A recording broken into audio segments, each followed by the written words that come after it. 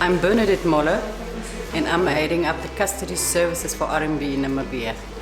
I will be talking about the role of the custodian in the capital market. I will be unpacking and explain to you the role of the custodian in the capital markets. We will be touching on the definition of a custodian. We will be looking at the place of the custodian in the market, all the market participants. We will look at the selection and protection of custodians and protection of the client's assets. A custodian is an institution that holds financial assets for safekeeping to minimize thefts and loss. Assets may be stored in physical or electronic form. On the right-hand side, you will see some examples of these financial assets that we're talking about. You will also see further in the presentation that when we refer to financial assets, we also talk about securities. A custodian is appointed by an account holder. In this case, let's talk about the GIPF. To take care of its assets. Now, when we talk about assets, we're talking about those securities, financial assets, and the cash. And the custodian must also carry out the instructions of the account holder. In some instances, that instructions are coming from another service provider of the GIPF, like the asset manager. And the custodian must then take into a good example, for instance, if there's a buy trade in the market. The fund manager will instruct the custodian to tell him, this is what I've bought for my client, and this is exactly where the custodian will then step in. The role of the custodian will take over the administrative function of settlement and safekeeping in the market. Alright, what's also important maybe is to tell you that the custodian must have the ability to gather the financial assets of its client. The custodian must have the ability, the technology, and also have the functional, operational efficiency to be able to gather all the assets of its clients and to safekeep that. Now you can imagine that must have a significant capital outlay for an institution. That's why you will actually see that in the Namibian market there are only 3 banks that offer custody locally. We are all familiar with this slide here. So we are now and how the market is actually structured. On the one hand, you have those that are looking for the funds. We are not talking about the entrepreneurs who want to start new businesses or existing businesses that want to expand their operations. And then on the right-hand side, you will have the investor. In this case, let's take the GIPF as an example, who does have the funds. In the middle, you will look at the marketplace, and Tian, the NSX, make all of this happen. Bring the entrepreneur and the investor together. Now you will have the support services at the end. This is the custodian, the stockbroker, the asset manager, banks, company registrar, all of that. They make sure that they perform settlement between the buyer and the investor, the person or the entity that supplies the funds. We put the trustees of a pension fund. Again, let's take the GIPF for example. The GIPF's trustees, we all know trustees, pension fund trustees are appointed by the employer and the employee. But the trustees appoint all of those other service providers. They appoint the fund administrator and the role. What does this? Let me just quickly also give you a little bit of background as to what the role of the fund of those service providers are. The fund administrator collects member contributions. They manage member exits. They do benefit payments, and they also do reporting. The fund consultants provides essential market functions between the fund, the investor, and his fund manager. They are also used in the due diligence process to appoint other service providers to the fund. Fund managers make the investment decisions, like you all know, The stockbrokers in the registrar on the right-hand side, they're not appointed by the trustees, but they perform part of the market participants, and they perform certain services in the market. And then we've got the custodian. So on the next slide, we will look to what the custodian does and its functions. The custodian provides service to a variety of customers, such as mutual funds, and I think Helve has also touched on them, mostly mutual funds, pension funds, pension plans, banks, fiduciary, and insurance companies. And a custodian ensures investor ownership is secured through the settlement, registration, and safekeeping of assets. Settlement means, when we talk about settlement means the custodian will pay away the cash in relation to a security that he will receive. And this is exactly the biggest role of the biggest responsibility of the custodian. The custodian must make sure for every single cent that he pays out from his client's account that he will get an ownership document of an asset. And I think that is the biggest responsibility from a custodian's perspective. The custodian also does income collection. The custodian must make sure that his systems, and that is why it's important, the systems that the custodian employ, the custodian system must be able to accrue for income, receive income, and distribute income correctly. The custodian must also make sure that he manages the corporate actions. You will know that there are some share splits, there are spin-offs, and all of those kind of actions that the issuer takes, the custodian must be able to manage that. Proxy voting services, you've got a custodian needs to keep his eye on publications. We do get daily reports from the NSX. We also need to look at the annual financial statements of the issuers so that we can identify any annual general meetings that may be held, and then we provide proxy services, which means we go out to our clients, we send them notifications, we tell them this is the meetings, this is what you can vote on, and then they will submit voting instructions to us, which we will then submit to either the issuer, the company secretary of the issuer, or to the transfer secretaries. You can imagine how important reporting to clients are, because we not only must we be able to report to the fund manager, this is every single action that the fund manager takes on the portfolio of the client, they will instruct us, the custodian, about it. And we must be able to report on every single trade that that fund manager does. We must be able to confirm that that trade has been settled. We must be able to report back to the asset manager every single activity on that portfolio. And that is not only to the fund manager, we must also be able to report back to the client or to other service providers like the stock exchange or the transfer secretaries might be looking for any confirmation from us, or the regulators.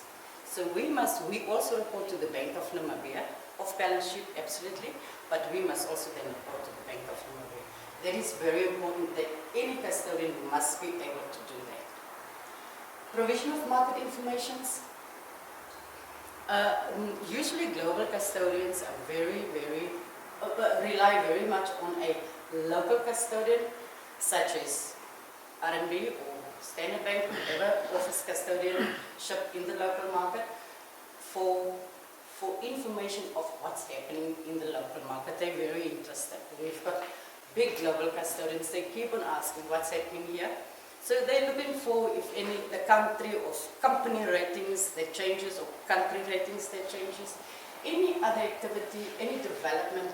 They're especially very interested in where are the fumble, where are we with the fumble. They're very interested in the development of the Central Securities Depository. They're interested very much in TIAN, and the ASX is looking at creating an e-platform for bonds trading. So they're very, very interested in those kind of things. So they will usually come to us as a custodian and ask us what's it and what's it. So that is from a custodian's perspective. You will imagine how important the selection and appointment of a custodian is for a client. Number one, we say, look at the financial strength of the custodian. We have touched on that. To ensure settlement and safekeeping of assets, it requires, I think I've mentioned that it requires state-of-the-art technology for us to be able to do that properly. And also the ability, the custodian must be able to keep abreast of market developments, regulatory requirements, regulatory changes, tax, anything that changes in the tax environment. We should also be able to, we also now need to go listen to the budget speech, and we also need to understand how it maybe differs from the countries, our sort of neighboring countries. And that is the kind of information that the other global custodians and some of our own clients that's not in this market that they want us to relate to them. Okay. When we look at the protection of clients' assets, number one, there is a contractual arrangement between the custodian and his client. So currently we've got three agreements between us and a client at the moment, and we could have more. The very first one is the safe custody agreement that we sign between us and our client, and those are normally the contractual arrangements that we know that will go into a legal paper that will go there. But then it's also the how we should be dealing with the assets of our client. Very particular about the importance about the risks associated with our market. We are still in a physical market, which means if a client of ours buys security, equity for instance, registration must take place. We will receive a physical certificate with a transfer deed, which means we now need to take that certificate and we need to take it to the registrar. This is now the person or the entity that is the book of record for the issuer. So in that issuer, that registrar, we must now take the shares out of the seller's name into the new owner's name. And that is a process that we now need to look at. And that is very particular in a custody agreement to say that this is how I want my stuff to be dealt with. All my assets, including cash. And then, custodian banks are regulated in entities. Like we say that, in the US, for instance, they've got the SEC, Securities and Exchange Commission is in the US. They've got the FSB in South Africa, that is the Financial Services Board. Those are regulators for custodians. In our market, we do not have that body. Currently, we are regulated by the Bank of Namibia through the Banking Institutions Act. But that will change when the FIMBL comes into play, because the FIMBL will be the regulating authority for custodians as well. Right, just before we move on, maybe we should just touch on the very last point. Is important that we also touch on that. The assets of the clients are held separately from that of the bank. There is no commingling of assets between the bank assets and the client assets. We use the nominee company of the bank to register the assets of a client, so that whenever the bank the bank goes bankrupt or anything like that, then the client's assets is not touched at all. This is, and that is the kind of protection that the nominee company actually extend to a custodian client's assets. No story would be complete if we don't talk about COVID-19 in 2020, I suppose. And what this has taught us as a custodian, and which should actually perhaps be the most important consideration for an investor or a pension fund.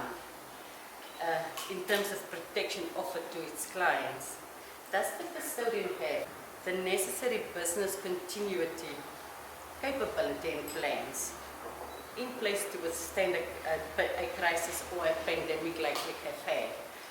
And I would say how the market navigated this pandemic is testament to our capabilities in not only custodian, to everyone in the market, all of those marketplaces, the NSX, the transfer secretaries, the Bank of Namibia also as an issuer and also as a record keeper.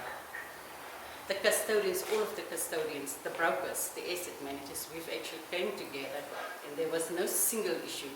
Moments after we've got moved into the next phase of COVID, we could actually start registering and get all of our clients' assets back in their books.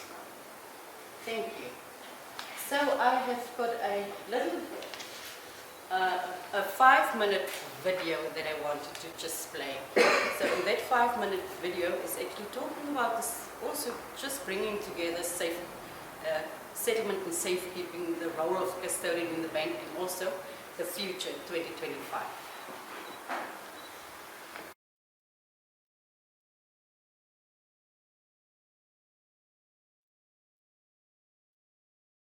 My name is John van Verre. I'm the Global Head of Custody for Security Services. Historically, the focus of the custody business has been on what we describe as the core services, being safekeeping, settlements, corporate actions, and tax services. Clients are now looking for services that go beyond these core capabilities. The true value now from a custody perspective comes from providing the knowledge to invest in the more complex markets, providing data solutions, and a global consistent client solution. Today, the industry is influenced by various different factors, the key ones being the regulatory environment, the new technology opportunities, the requirements from clients to get more transparency and better data solutions, and to provide digital solutions to our clients. The changes in the industry will ultimately result in a different business model. The role of a custodian will be different in the future. However, there will still be a need for a custodian. Just think about the importance of providing asset safety and investor protection. These are very strong requirements, both from the investor side but also from a regulatory perspective. That investor protection needs to be backed up by proper capital and balance sheets. That's why custodians will continue to be very important in the overall process. It's a dubious achievement that we have been able to create so much inefficiencies. We are all working for the same client, we are all working on the same transactions, and we all do it in a different way. And we all use different methodologies, different standards, different platforms. Blockchain, as an example, gives the opportunity to create one single book of records and create one version of the truth, which will take away a lot of the replication and duplication that is currently happening in the overall process. It will drive efficiency, it will enhance service levels to the clients. That is a direction where the industry is going, and it will ultimately benefit all parties in that value chain. Currently, client service models are still based on a lot of manual intervention. In the future, that will change because of new technologies like robotics allow for a better process. I'm extremely excited about the opportunities in the future of this industry. We are at a point where new technologies will allow us to provide much better services to clients, which will be a combination of new technologies with data and digital solutions, but also bringing the network that we have together to provide a global, consistent client experience.